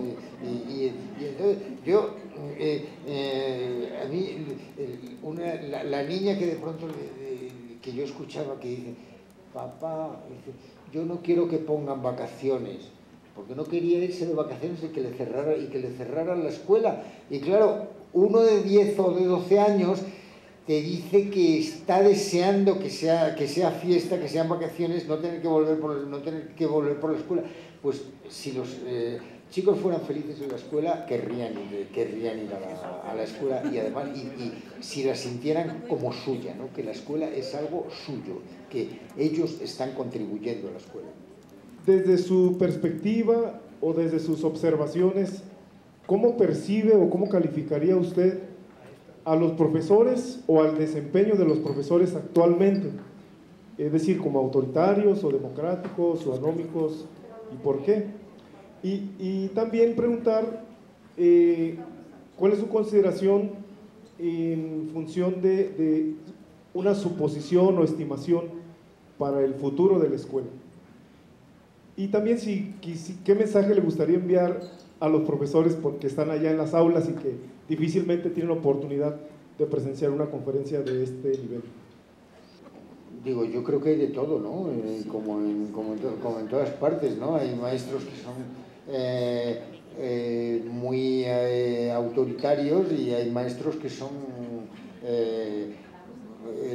realmente muy empáticos y muy colaboradores de sus alumnos, etcétera, etcétera. Digo, eso no quiere decir ser colega. Digo, los profesores no pueden ser colegas de sus alumnos, ¿no? Igual que los padres tampoco pueden ser colegas de sus hijos, porque cada uno ocupa una función distinta, pero dejarles opinar, dejarles dar su opinión, impulsarles a que participen, a que tengan un papel activo, es una cosa distinta. Entonces yo creo que el profesor, yo creo que el profesor muy autoritario es un profesor inseguro. El profesor muy inseguro es el profesor que es muy autoritario. El que cuando uno siente que uno tiene autoridad, pues ya no te preocupa, no te afecta. Digo, tampoco hay que ser exagerado en eso, pero no sé si había una reunión de gentes así muy importantes y entonces, pues no me acuerdo si era Churchill, en fin, no sé, algún político famoso que se estaban sentando en una mesa y dice, oiga, dice, pero ¿por qué no se pone usted en la cabecera para presidir? Y le dice, la presidencia está donde estoy yo. Entonces, digo, él estaba convencido que él tenía la autoridad, no necesitaba estar mostrando, suponiendo de manifiesto. Entonces el profesor que es muy autoritario es el profesor que no controla, es decir, al que se le escapan los alumnos, al que le organizan mucho follón, mucho ruido cuando no corresponde. Digo, ese es el profesor más autoritario, ¿no? El que en definitiva piensa que él no tiene autoridad y entonces tiene que imponerla por la brava, ¿no? Pues el mensaje para los maestros, pues no sé, ya digo, todo lo que les he hablado era en cierto modo un mensaje para los maestros, que yo creo que hay que respetar a sus alumnos como seres humanos y que tienen que contribuir a que mantengan esa curiosidad con la que llegan a la escuela. Los niños chicos tienen una curiosidad universal, están preguntando continuamente por qué, y por qué, y por qué, y por qué. Y al cabo de que llevan unos cuantos años en la escuela, dejan de preguntar por qué, porque como no les responden nunca ninguna de las preguntas que ellos dicen, no, eso no toca hoy, eso es otra pregunta del programa, no, eso ya lo veremos el curso próximo. Total, que no preguntes tonterías, porque una montaña es más grande que otra. Pues digo, los niños hacen preguntas de ese tipo, ¿por qué es de día y luego es de noche? Pues digo, pero el contestar a esas preguntas es lo que les va a llevar a seguir preguntando. Si nosotros lo que hacemos es no contestarles nunca esas preguntas, pues llega un momento en que dejan de preguntar y ya solo hablan de la multiplicación de fracciones. ¿Cuáles son las propuestas más formales para la evaluación de competencias, dado que son complejas? Por ejemplo, el desarrollo de esto de la autonomía, tanto en el nivel personal, profesional ¿Y qué experiencias tienen ustedes en este campo de la evaluación por competencia? Y otra de las situaciones que yo quería comentarle es que si bien estamos observando que cada vez llegan nuestros alumnos con un desarrollo más hacia la heteronomía de depender de los demás, y que cada vez se prolonga más el paso a la autonomía, como bien decía, que hasta los 40 años posiblemente vamos a tener a nuestros hijos en casa. Ahí, ¿cómo es posible desarrollar estrategias para que nuestros alumnos en realidad vayan desarrollando esa autonomía? ¿Sí? Y me queda claro que es también en la formación vamos, en el ejemplo que pongamos también como docentes, en el sentido de no tenerlos aquí agarrados de alguna manera, sino no como en el término de soltarlos, sino darles los espacios, la confianza, para que puedan irse desarrollando, pero también estar conscientes de que tenemos cada vez alumnos que de manera, vamos, quieren ser de alguna manera dependientes de nosotros. Que a los alumnos hay que darles responsabilidad, tenemos que darles, para favorecer la autonomía, tenemos que hacerles responsables. En lo que proponía sobre cómo había que organizar el trabajo en el aula y en la escuela, trataba de dirigirme un poco en esa dirección, ¿no? Cuando, si tú tienes que juzgar, por ejemplo, si el grupo de la clase tiene que hacer unas normas sobre cómo se funciona en la clase, luego tienen que respetar ellos esas normas y luego incluso van a tener que juzgar a aquellos que no respetan las normas y proponer sanciones para aquellos que no respetan las normas, y eso un día le va a poder tocar a uno y otro día le va a tocar a otro. Entonces, claro, si tú juzgas un día y otro día te van a juzgar a ti, pues tienes que tener formas de conducta que sean recíprocas, ¿no?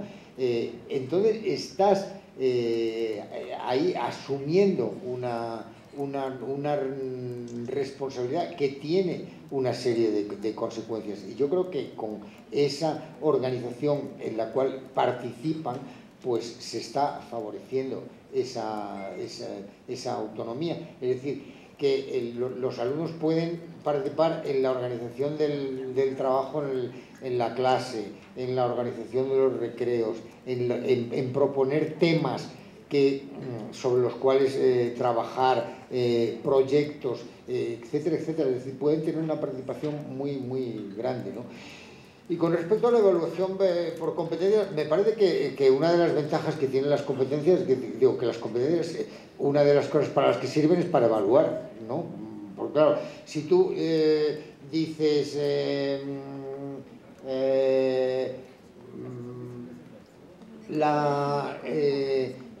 tú tienes un tema en un programa que dice la novela mexicana durante la época de la Revolución.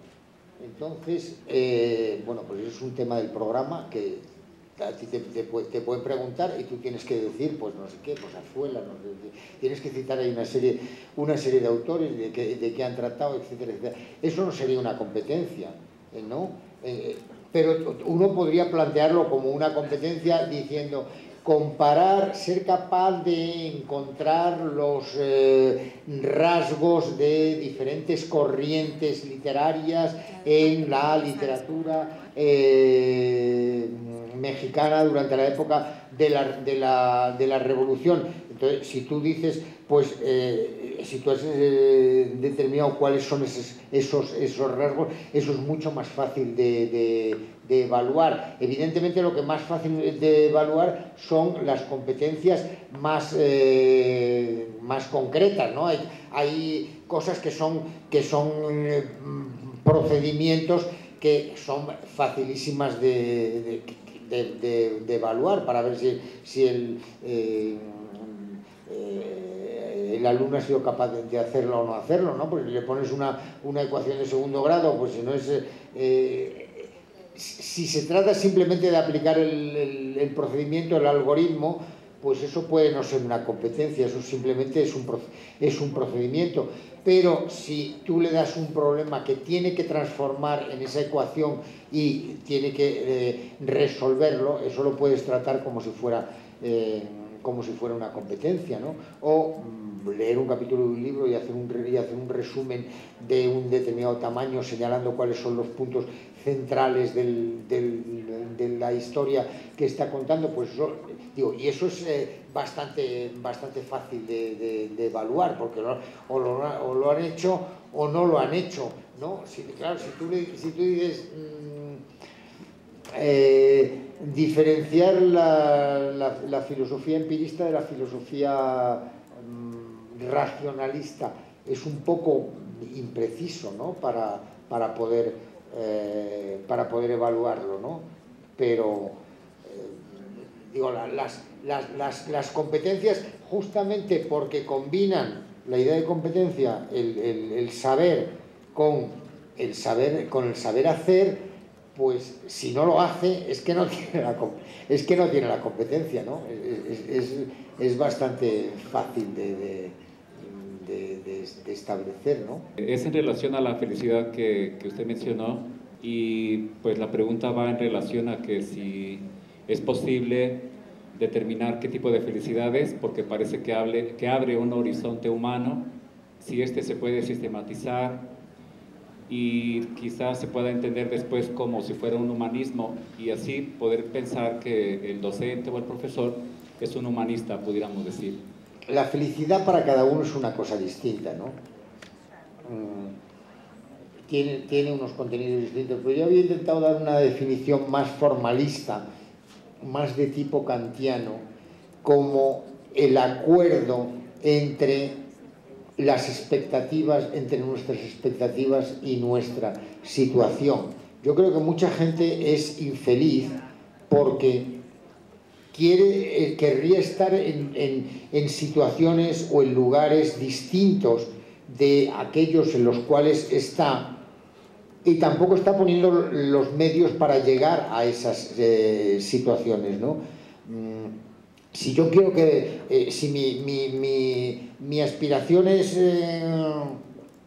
convertirme en un gran cantante de música popular, o que me den el premio Nobel, y no llevo el menor camino de ninguna de las dos cosas, pues seré desgraciado permanentemente. Pero si uno reconoce cuál es su posición y se plantea metas que están un poquito por encima de tu situación, pues uno puede ser feliz, ¿no? Es decir, hay que intentar cambiar la realidad de una manera realista, no, porque si no vivirás siempre en la infelicidad, ¿no? Entonces hay que aprender a reconocer la situación en la que uno se encuentra y cuáles son los procedimientos para mejorar en esa situación. Hay mucha gente que es extremadamente pobre y vive en condiciones extremadamente difíciles y que son felices, y probablemente son felices porque no hay un gran desajuste entre la situación en la que están y la situación a la que querrían llegar. Simplemente, pues a lo mejor con poder comer y con no estar enfermos dentro de su pobreza, pues se conforman y son felices. Pero claro, si tú lo que te planteas es tener un yate y no sé qué, y eres maestro como nosotros, pues probablemente pues uno será infeliz porque hay un desajuste, ¿no?, entre nuestras aspiraciones. O sea que yo creo que eso es a lo que tenemos que aspirar, mejorar, por supuesto, siempre nuestra situación, pero teniendo en cuenta nuestras posibilidades. Y yo creo que ahí el maestro puede también ayudar a alumnos a que reflexionen sobre ese tipo de cosas, porque yo creo que estas cosas hay que tratarlas también en la escuela, es decir, hay que tratar que los alumnos digan si son felices o no son felices. Una pregunta sobre las reformas que usted ha participado allá en España, doctor. ¿Cómo ha sido la reacción de los maestros? Porque decía que las leyes de reforma son el marco y que lo que importa es lo que sucede al interior de las aulas. ¿Reaccionan igual que en todas partes o allá es diferente? Digo, porque tiene muchísimo, es muy complicada, ¿no? Y tiene muchas aristas. Los maestros en general responden mal a las reformas, ¿no? Porque la reforma te va a cambiar algo y uno ya está en algún sitio, ¿no? Y depende, claro, de la edad de los maestros, ¿no? Hay algunos estudios que a mí me parecieron interesantes que dicen que un maestro, durante los 5 primeros años de su ejercicio, cuando se encuentra con alumnos que tienen problemas, que tienen dificultades, que no aprenden, etcétera, etcétera, piensan que se esfuerzan por cambiar las cosas, por ver cómo pueden hacerlo. Los maestros que llevan 20, 25 años de ejercicio piensan siempre que el alumno es poco inteligente, no trabaja, es vago. Es decir, que el problema está fuera de su lugar de control, que está que depende del alumno y no depende del profesor. Siempre que hay una reforma, los profesores se quejan de que no han participado en ella. Eso es absolutamente universal, y es difícil que los profesores que todos los profesores participen en una reforma, ¿no? Pero claro, yo creo que hay un elemento muy importante. Una reforma, para que sea bien aceptada, tiene que traer ventajas para los profesores, ¿no? Porque si no, siempre te vas a encontrar con resistencia, ¿no? Aparte de que yo cuando estaba en el ministerio y teníamos que hacer la reforma constituí una comisión nacional para la formación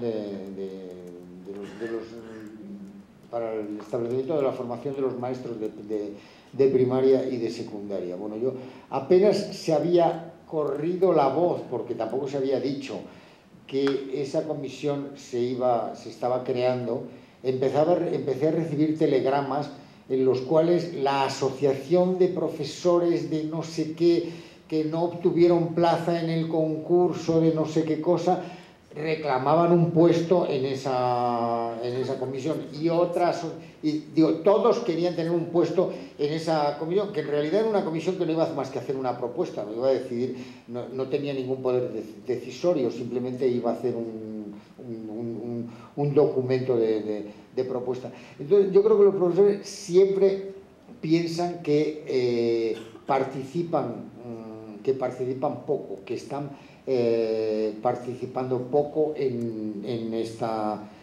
Pero es muy difícil que participen porque son muchos, entre otras cosas, ¿no? Digo, pues si quieren participar, para que participen todos los profesores, pues al final, digo, si te dedicas a hacer encuestas, pues al final eso tampoco tiene es una cosa puramente cuantitativa. El 47% piensan que se debería poner más actividad de no sé qué tipo y el 37% que se debería poner más de esta otra. Pues digo, tampoco eso se puede, eso daría lugar a una reforma completamente desintegrada, ¿no? Si le hiciéramos a partir de encuestas, ¿no?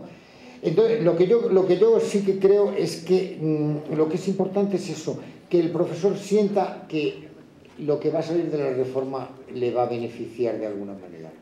Y el beneficio no tiene por qué ser, puede ser económico, pero puede ser en el placer en el trabajo, en una mayor satisfacción en cómo vas a trabajar, en trabajar menos horas, en tener más vacaciones, digo, en muchas, digo, pues eso les importa o nos importa muchísimo a los profesores también, ¿no? Digo, todas esas cosas. Entonces, eso es algo que tiene que quedar claro, que uno tiene que sacar algún tipo de ventaja. Yo creo que, digo, por ejemplo, uno de los países que se citan como modelo de buen funcionamiento educativo y que ha tenido los mejores,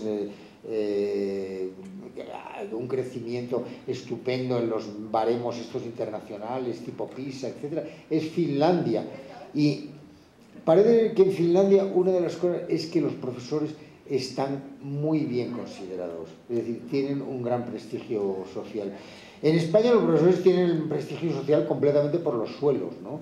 Es decir, desde antiguamente el maestro era una figura de autoridad cultural dentro de una localidad, aunque había un dicho que decía: pasas más hambre que un maestro de escuela. No sé si eso se decía aquí o no se decía. Pero bueno, por lo menos tenías prestigio. En este momento el profesor no tiene el menor prestigio, ¿no? Es decir, los niños dicen: eso que está usted diciendo es mentira, maestro, porque en la televisión han dicho, ayer he oído yo y decían lo contrario. Y la televisión es, pues, bueno, infinitamente más verdadera y más autoridad que el maestro. Los profesores los padres, en España hay un problema grave con las agresiones a profesores por parte de padres, ¿no? Que dicen que el profesor ha castigado al niño y no sé qué, y va el padre allí a decirle: a mi hijo no me lo castiga usted de ninguna manera, porque que ha cambiado completamente. Entonces, el prestigio del profesor, el prestigio social que tenga el profesor es un aspecto importantísimo del rendimiento escolar y del funcionamiento de las escuelas. Para tener prestigio también hay que estar bien pagado. Entonces, porque además el salario de un profesor es un sistema de selección, ¿no? La gente elige profesiones que están bien pagadas, ¿no? Pero claro, en las profesiones que están bien pagadas te exigen más, tienes unas responsabilidades mayores que te digo, ser médico es algo que tienes que estudiar muchos años, y además que tienes unas responsabilidades grandes, ¿no? Si te equivocas y se te muere el paciente, pues tienes un problema, ¿no? Entonces, frecuentemente ese asunto de la satisfacción de los profesores no se suele manejar muy bien, y los profesores... Y si los profesores están descontentos, lo que van a intentar es y hay una reforma, lo que van a intentar es, pues que uno le dice a todo: pero tú, hazlo de siempre, pero ¿qué vas a cambiar? ¿Pero qué más da? Pues tú como siempre. Y luego le pones que son competencias y ya está. Pero tú haz lo que has hecho toda la vida.